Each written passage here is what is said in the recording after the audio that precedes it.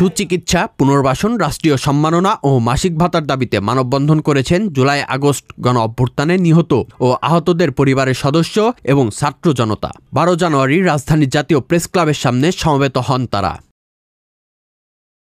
মানববন্ধনে আহতরা অন্তর্বর্তী সরকারের কাছে তাদের সুচিকিৎসার ব্যবস্থা করে যথাযথ পুনর্বাসনের দাবি জানান। পাশাপাশি যারা আহত হয়েছেন তাদের যোগ্যতা অনুসারে চাকরির ব্যবস্থা করার দাবি জানান আহতদের স্বজনরা।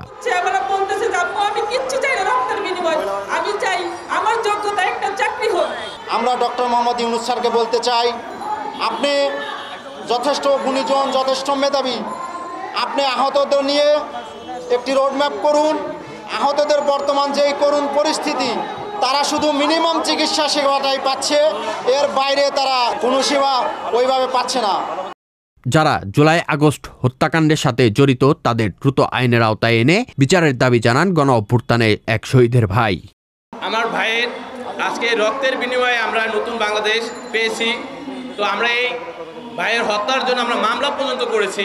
সেখানে দেখা যায় যে এখনো 2-4 জন আসামি বাদে কোনো আসামি এখনো গ্রেপ্তার হয়নি।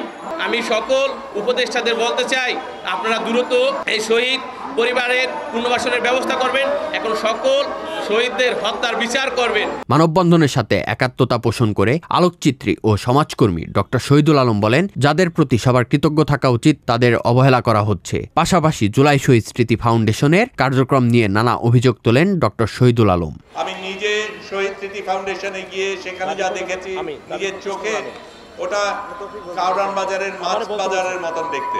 কেউ চিকিৎসা পাবার তো কথাই উঠে না, কাগজ জমা দেবে কি করে? আমাদের দেশে আমলাতন্ত্র কোন পর্যায়ে চলে গেছে শহীদ স্মৃতি ফাউন্ডেশনে গেলে বোঝা যায়। যেই রিক্সাওয়ালা আহত হয়েছেন, যে কাতরাচ্ছেন হাসপাতালে, তার পরিবার কোথার থেকে এতগুলি ফর্ম পূরণ করে, এখান থেকে স্টিল স্বাক্ষর জোগাড় করে, ওখান থেকে সই জোগাড় করে সেই কাগজ জমা দেবেন? আমি বুঝি না, আমার জন্য বোধগম্য না।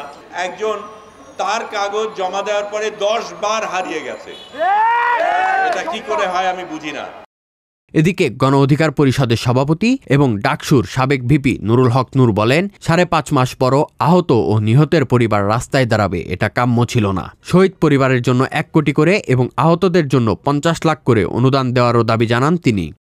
এই 5.5 মাসেও কেন আহতদের এখনো চিকিৎসার জন্য এর কাছে যেতে হবে, ওর কাছে যেতে হবে?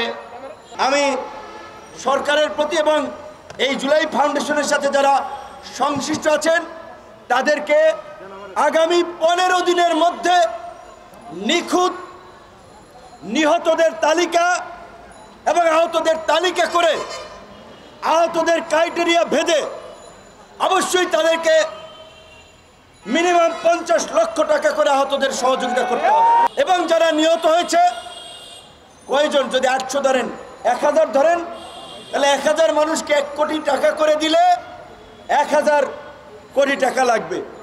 মানববন্ধনে উপস্থিত আহতরা বলেন, অন্তর্বর্তী সরকার প্রতিষ্ঠা পেয়েছে তাদের রক্তের বিনিময়ে, তাই আহত ও নিহতদের পরিবারের সকল দাবি দ্রুত সময়ে পূরণের আহ্বান জানান তারা। Sadman Shaon, the financial express.